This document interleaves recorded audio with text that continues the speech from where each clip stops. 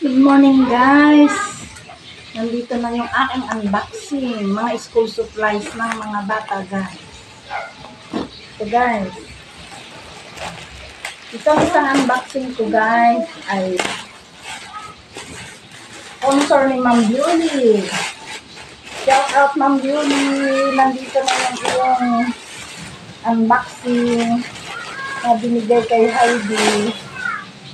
Ito guys. Yan, ito guys, bag. Ito guys, galing kay Madam Violi. Bigay niya sa kanyang supporter na kay Heidi. Ito naman, Madam, ito na yung inyong binigay kay Heidi. Ito guys, mga school supplies ito guys, na in-order namin. Yung bag lang guys, yung galing kay Ma'am Violi. Pero ito yung mga ballpen guys. Kapapil. Galing sa mama. Ng mga batang nasa Hong Kong. Lapis at ballpen at mga papel. Guys, ballpen. Yes.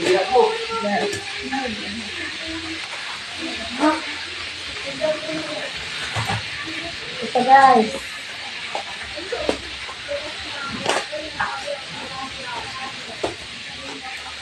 Yung bag lang yung kay Ma'am Violi. Ito guys yung mga notebook na in-order namin. Ito yung sa mga anak. Mga anak kong nasa Hong Kong guys. Mga notebook. Dahil magpapasok ka na, kailangan nilang mga school supplies. Ito rin guys.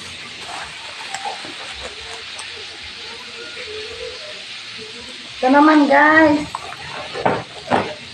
Galing sa nanay ni Heidi. Binilhan din siya guys. Ayan. Notebook din. 3 grade 6 sila guys. Ayan. Isang writing pad, 2 big notebook, saka 10 small notebook. Ito yung sa 2 grade 6 din guys. Ito 2 sila guys na big notebook. Isang intermediate pad. Yan guys. Buksan natin guys itong ito guys ay in-order namin sa TikTok. Kasi napakamahal ng notebook dito sa labas.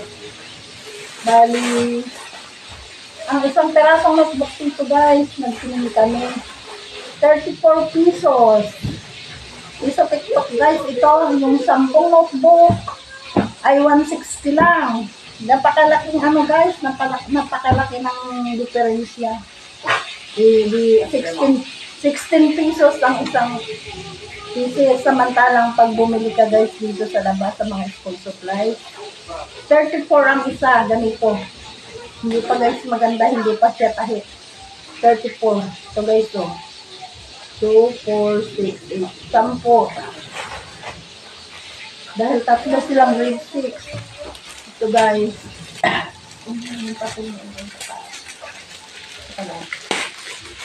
Buksan natin. Ito yung in-order namin. Ang mama nila ay nasa Hong Kong din. Yan guys, napakalaking diferensya guys. 34 dito sa labas sa mga school supplies. Samantalang sa TikTok 160 lang ang 10 piraso. Diba guys, ang laki ng diferensya. Ang ballpen guys ay 5 pesos ba o 6 pesos ang isa. So dito magkano yung ballpen guys? Parang 12 ang isa. Kaya bumili kayo guys, saan na lang kayo? TikTok. Ito naman yung sa batang makulit guys. So, magdi-daycare siya. Yan. Dito siya, dalawang ano lang. Dalawang kape lang.